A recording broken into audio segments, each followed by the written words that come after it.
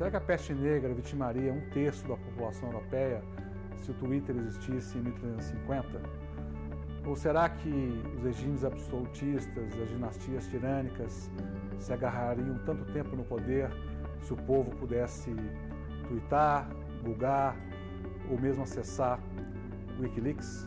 A mudança está emergindo do povo e de soluções e tecnologias simples, de baixo custo e que utilizam o espaço cibernético como viabilizador para finalmente mobilizar e conectar as massas. Em 2015, após muitas décadas, podemos ter a primeira geração de crianças africanas livre do vírus HIV. Para compartilhar sua visão de como a tecnologia está promovendo o renascimento e a esperança na África, convido Jepchumba.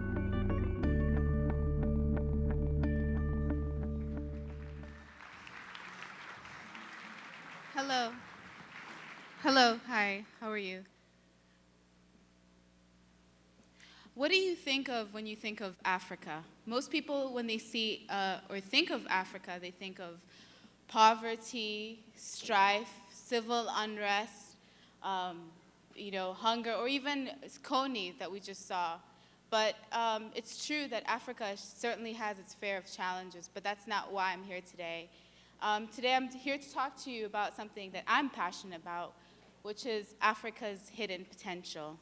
And many of you may not know that Africa has one of the youngest populations in the world. It also has the fastest and largest growing mobile technology industry in the world as well, and also is influencing and impacting the way you use technology here today in Brazil. But before I even start with that, I would like to start with my favorite topic, which is myself. So, my name is Jepchumba. And yes, it does mean something. Most people, when they hear my name, they're like, Chachu, what? But my name, Jepchumba, actually means foreigner. And we were joking about this last night that Google just Googled foreigner, and they're like, oh, there's Jepchumba, we'll bring her on. So my parents really didn't know that I would end up living up to my name, living all around the world, exploring technology, philosophy, and culture. And that's where I picked up this strange accent from somewhere. Yeah. So it was my study in philosophy and culture that I discovered this new passion, and that passion for me was digital media. You see, when you study philosophy, you have to read a lot of books and write a lot of papers. And I don't like writing papers. I'm a visual person. I said I'm a digital artist. So I decided to, instead of writing a paper or handing in a paper, to perhaps present an animation or a short film. And soon my passion for digital media led me to go and pursue a degree in England in digital media. And that's when I gained more technical skills to learn not only animation, film, and photography, but also how to run a digital media agency and also the effect of culture and technology. It was at this time that I kept on thinking back about where I came from, Kenya. And as somebody who's lived everywhere, I'm always thinking back about where I'm from. I'm always thinking about how is my experiencing leading me back home?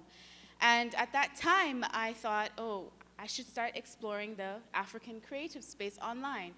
And I was really surprised to find that there was no space, digital space for creatives like myself online. So I did what most of you do. When you find something lacking, you decide, you know what, let me go ahead and create it myself. So this is where African digital art was born. And African digital art just began by me showcasing the incredible projects that creatives like myself were doing around the continent. We had filmmakers and animators not only telling stories about what was in their imagination, but also conveying the things that they thought to be African. So a lot of times I would get responses from people who would see my website and ask me, are you sure this is African? Where's the Lion King? Where's the safaris? Those are the certain things that people always think of when they think of Africa. And I soon found out that the term African and digital was a revolutionary idea. So I quickly named myself Digital African online on all my social media. and did my best to go around to find other digital Africans, young people like myself who were obsessed with the internet, who were nerds, who loved gadgets and technology, and also liked the way that technology gives you the opportunity to take what's in your imagination and actually produce it and share it with the world. So quickly, I started running around Africa, and that's me, a picture of me in Nairobi, very surprised to find over 200, 300 digital creatives doing the same thing as I was. I thought, hey, I'm alone, but it turns out that I'm actually not that special. So I wanted to share you some of the stories that some of the experiences and the stories and other people that I connected with. On the top there you see Emeka, and he is a sound artist from Lagos.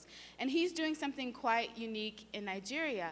He has microphones set up throughout the city that are digitally recording the soundscape of Lagos. And what he is finding is that as the city begins to modernize, the soundscape of Lagos also changes.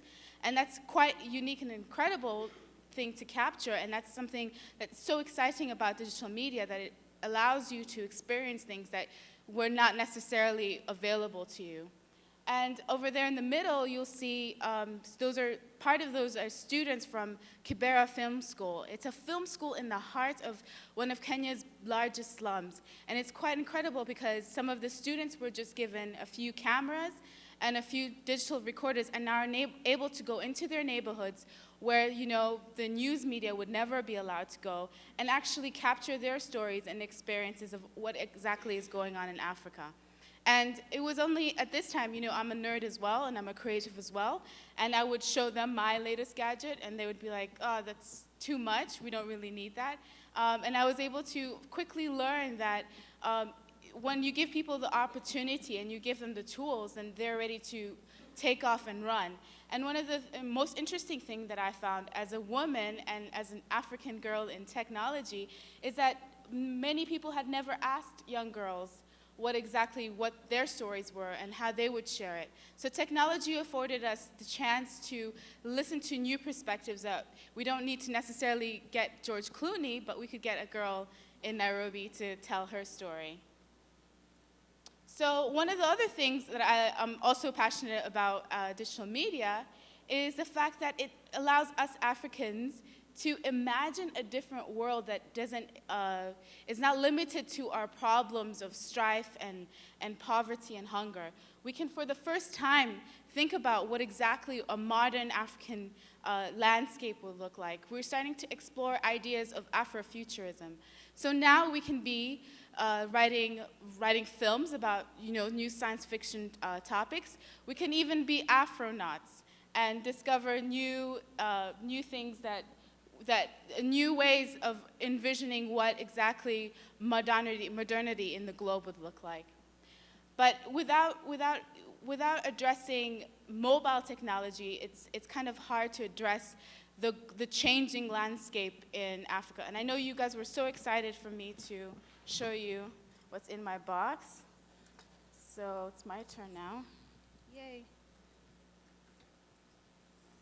And in my box, I have this low-budget phone. And it's not the latest Android, but if you want to give me the latest Android, I have no problem with that. It's not the fanciest iPhone. It can barely do anything. But this is actually changing the way we understand and the way we're communicating in Africa. And I always think about this quote: in a continent with few computers and little electricity, a smartphone is not just a phone, it's a potential revolution. So most of you found the internet first, came across the internet through your desktop computers. But that's not the case in Africa. We don't have MacBooks, another thing you guys can give me, or you know, iPads or all of those things. We actually only have this. So imagine as a creative, as a designer, of skipping desktop computers and going straight to mobile, the possibilities that Africa has to give in terms of thinking about technology and thinking about the way we interact with our devices. And that's what gets me excited as a creative, as a designer. It's like I don't have to limit myself with, you know, our more modern devices. I can start thinking outside of the box, as we've all been talking about.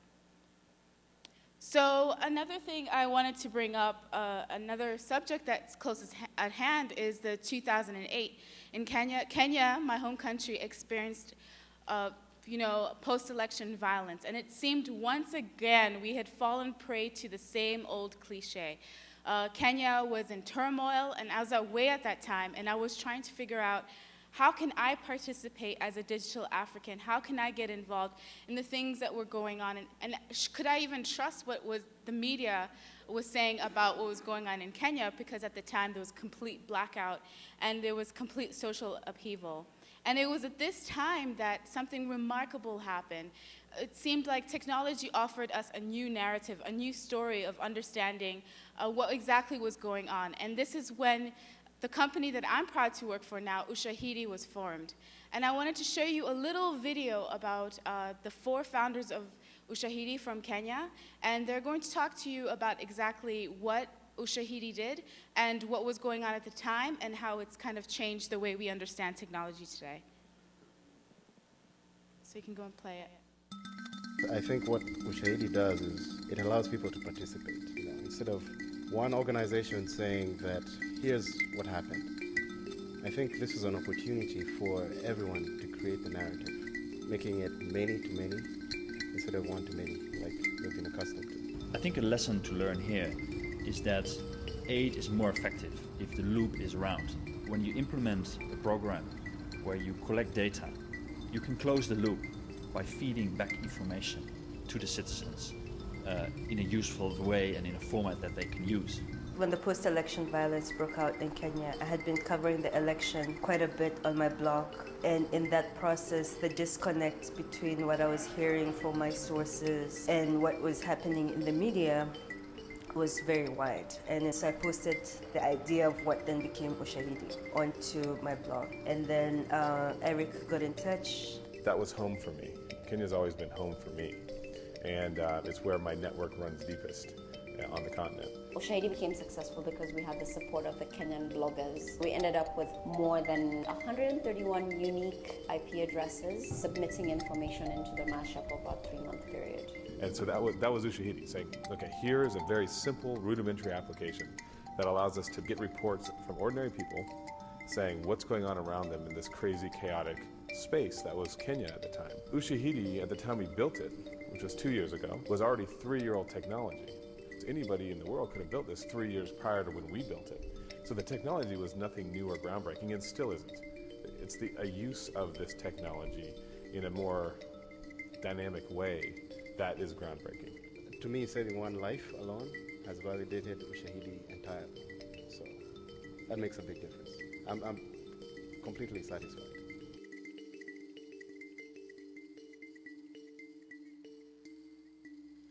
So what Ushahidi was able to do was allow people to collect data and collect data from the people who were on the street through either SMS or through the web or through other platforms, and collect this information and visualize it through interactive mapping.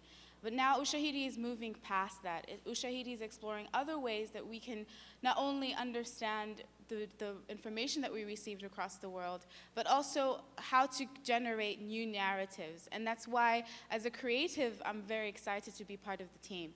And one thing I wanted to leave you with, that's something that Eric Hirschman always says to me, and he's the co-founder of Ushahidi, and has stuck with me in everything that I do, is that if it works in Africa, it works anywhere. And that's an amazing and powerful testament to the global impact that African Renaissance is having on technology today. Thank you so much.